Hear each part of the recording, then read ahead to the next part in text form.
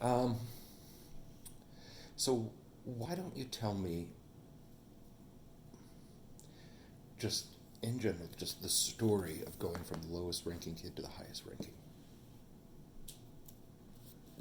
Um, well, definitely in Cub Scouts. So we moved from Connecticut to here probably in third grade, Mhm. and uh, my parents always said if you're gonna do something, you have to do it yourself. Mhm. And a lot of the Cub Scout things are a lot of parents hands on, Mhm. and it was usually just me, and I'd never get like any of like the Cub Scout awards, Mhm. and all the other kids were getting a bunch of awards. And then when we transferred into Scouts, it was still like that way where I was kind of the last one behind until I'd say around second or first class, and then everyone started slowing down because it's stuff that your parents couldn't help you with, and Mhm. that was things I could really excel at. Okay. Like what? It's a lot more doing stuff like in a camp out or Mhm. going on so many camp outs or being able or doing merit badges, meeting a certain amount of merit badges, Mhm. doing certain requirements where in early scouts and Cub Scouts it was your parents could basically carry you the whole way, Mhm. and it kind of got to where you have to carry it yourself. Gotcha. I don't think any kid has ever made his own Pinewood Derby Mm-hmm. car. So, did you? No. No. Well, Yeah. when I did, it was really crappy. Yeah. Fair enough. Um, so then you were able, um, because you had to do so many things on your own.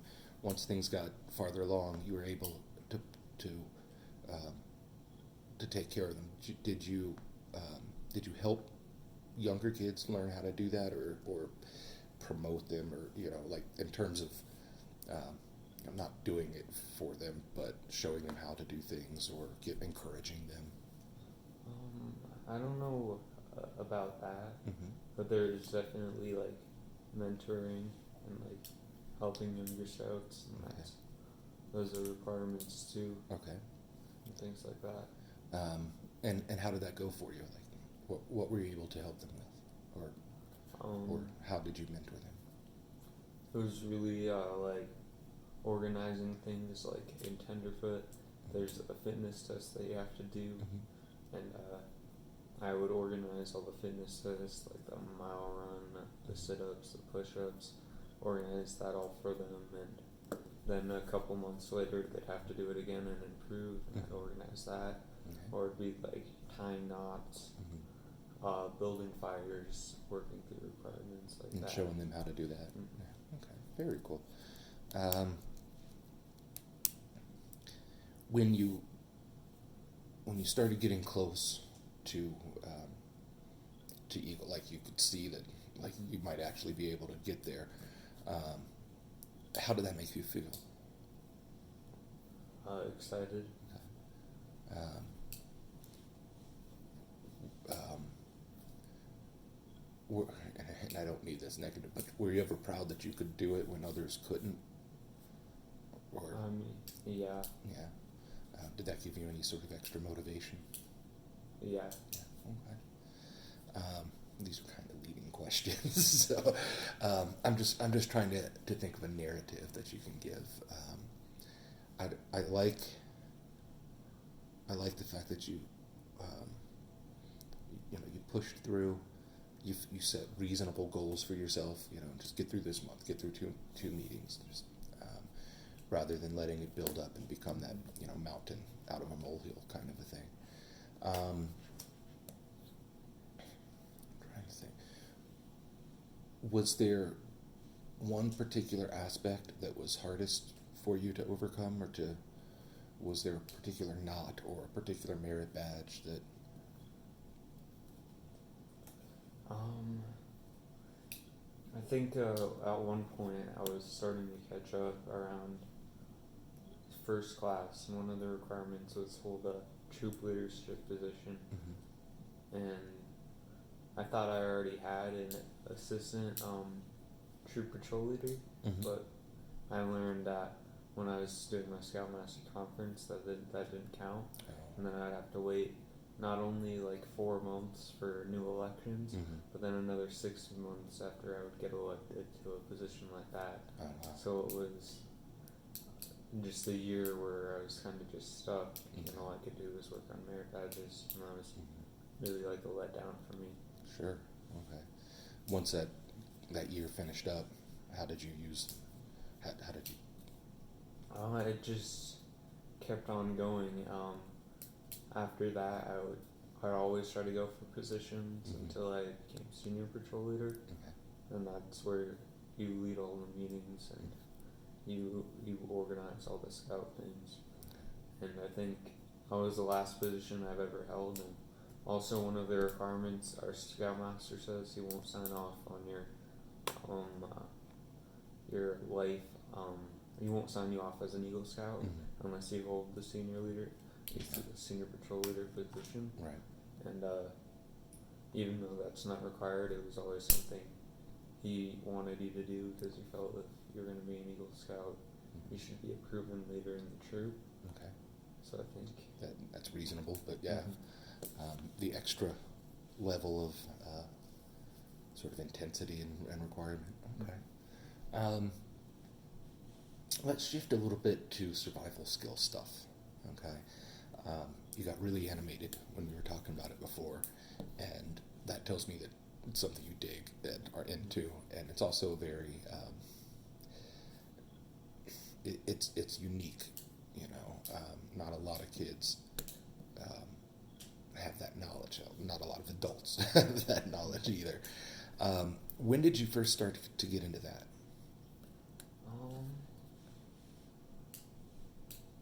Probably my later years in scouting. Okay.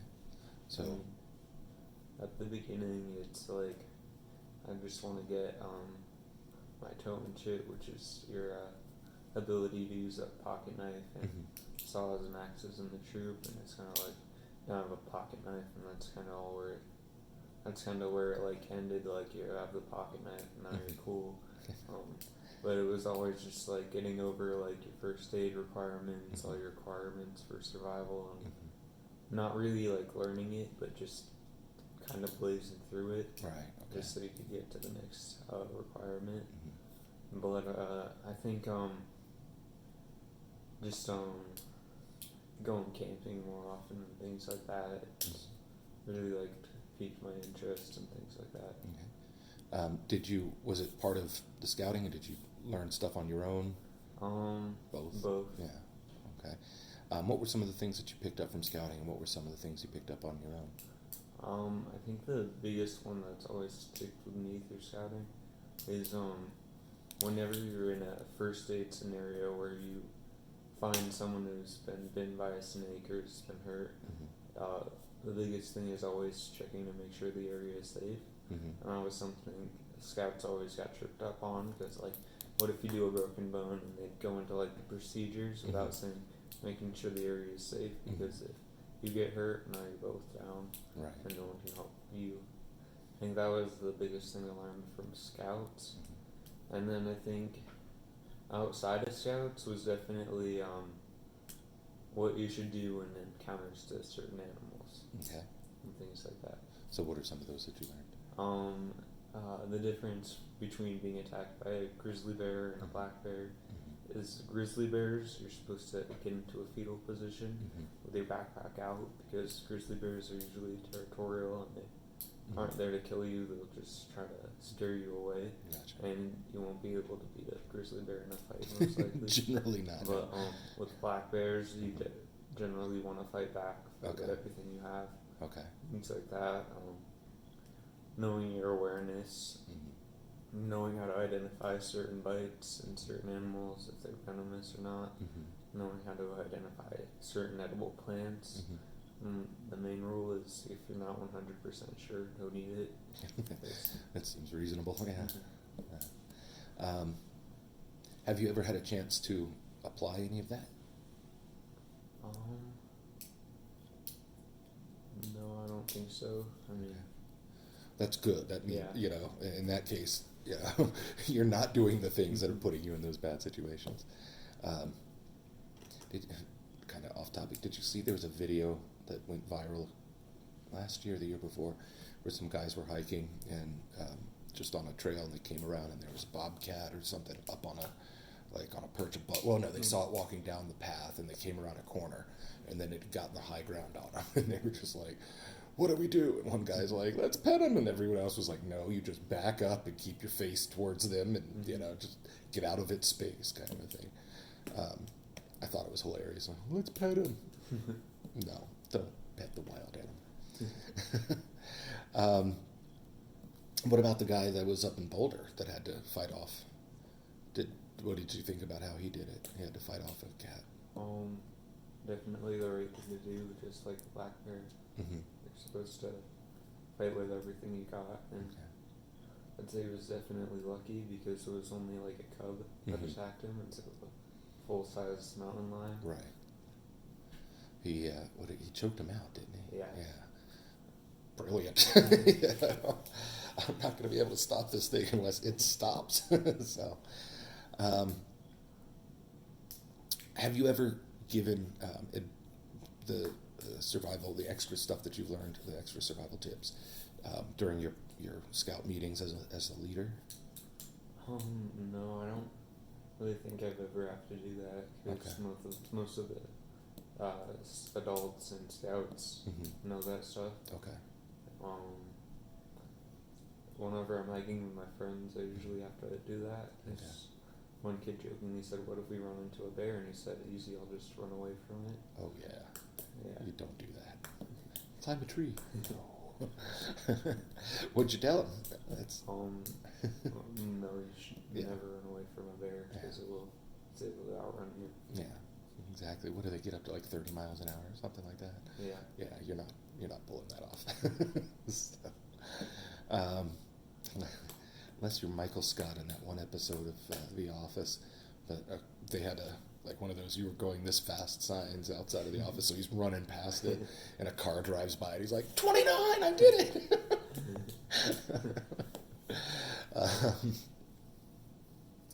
Cool. So, of all the things that you've said, slightly as a writer, how good are you? What types of writing do you like to do? I'd say probably research papers are probably the best for me. Okay. You do a lot of reading, but it's a lot of nonfiction, right? Yeah. Yeah. So let's kind of take that approach. Although the line you said, "When you get a pocket knife, you're cool," I think that would be a fun way to start the essay. It all started when I got my pocket knife, or for other people it ended when they got their pocket knife, but I kept going, something like that. And then sort of taking a step back to explain, because they don't, you don't want them to be like, okay, so this guy's going to show up armed, but rather he's going to know what to do when he has one and needs one, So I think that might be a fun way to do it. So if we start off with something like that, then structurally, so there's two types of essays that you can write, right? There is the traditional pyramid essay, and then there is generally considered the more advanced form. So, just for space, I only did 2 body paragraphs. The ideal, right, you have 3. You don't need to have the typical 5-paragraph, 5 sentences essay. It's gonna kind of work out close to that just in terms of the amount of words and that sort of stuff. But this is your typical essay. If you're doing the SAT essay, you need to get through it really quickly, or the ACT essay, you start with your point, right? So that's your thesis. And then you expand on why you think that's your thesis. Then you support it. And then you say, I have supported it this way, and you finish by restating your thesis. Sound familiar? Mm-hmm. Okay. Then there is this kind of where you start off kind of broad and then get down to your thesis. And then the thesis is actually going to be your last sentence. This is the type of essay where you would start off with, like, it all started with a pocket knife, okay? Then you go through and you explain yourself, and then you start back with that pocket knife, right? So your last paragraph will be, if it weren't for that pocket knife, I wouldn't have learned how to do all of these things and been the person that I am, right? So you're, I'm sorry, I got that backwards. So you're going to start by saying, this is the person I am because of that pocket knife, right? So you start with it and you end with it, but your thesis is going to be here and here. For someone who has to read 75 to 200 of these things, in a week, that's going to be far more interesting than, here we go again, this is the same formula that I've seen every single time. Because you have some time, this is also going to be the better format. If you're just trying to knock something out real quickly, I would still write this first one. It's easier. You don't have to think about the structure. You just do. But once you get to college, this is how they're going to, when you get to college, they're going to tell you everything you learned about writing in high school is wrong. So we're going to start you off doing everything wrong, if that makes sense. You can start a sentence with and but and things like that. Although your English teacher is going to say, no, right? They have to teach you what the rules are, and then they teach you how to break the rules. Which is why as a musician, you see people who want to skip this step and just be like, I'm going to break the rules and do it all unique and interesting. And well, not if you don't know what you're doing. I get, and on a survival tip, someone who thinks they know what they're doing isn't going to survive if they don't know what they're doing first, you could still see who was I talking to? Someone was flying and they ended up crashing. I don't remember who I was talking to, but they were doing like glider flights, and this guy was an older guy. He'd been flying for 30 years or something like that. And the basic thing they teach you is if you're going over a mountain, you don't get close because there might be updrafts or updrafts or downdrafts or whatever.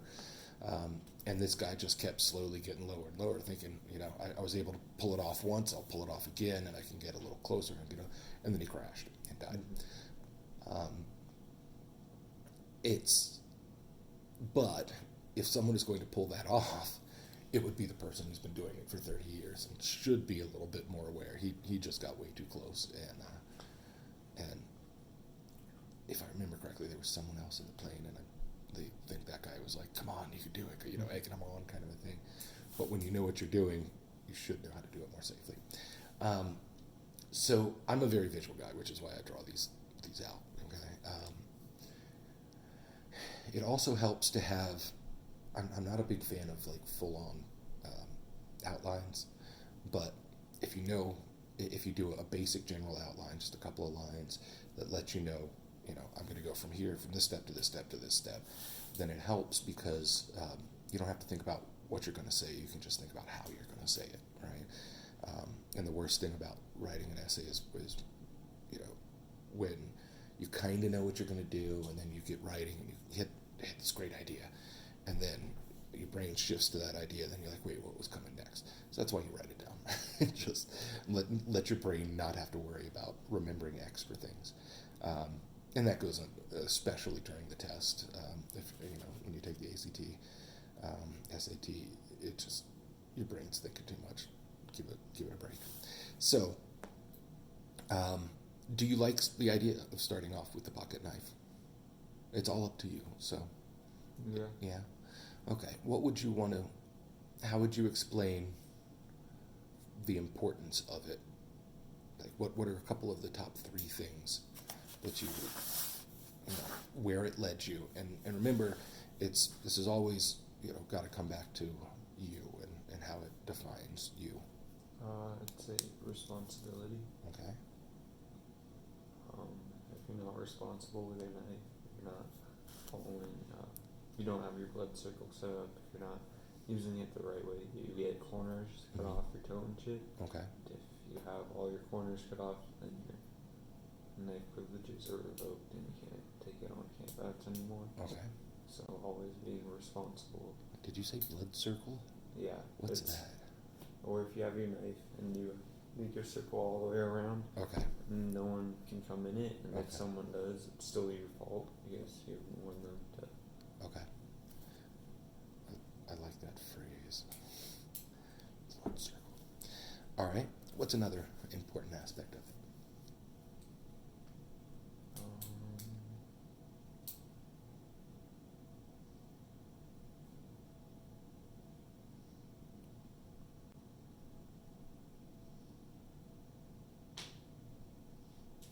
Where did it lead you to?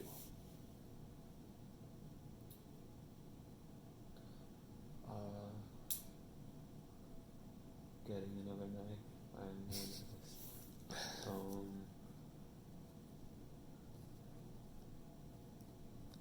And how does that help define it doesn't. you? That's fine. We'll keep going. This is the brainstorming section, so any ideas are good ideas. What did having that responsibility prove to you, or prove to others, or teach you?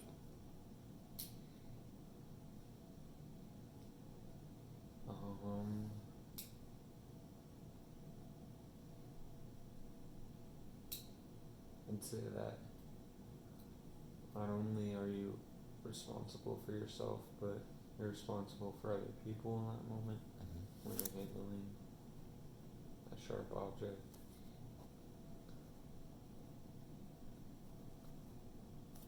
Okay.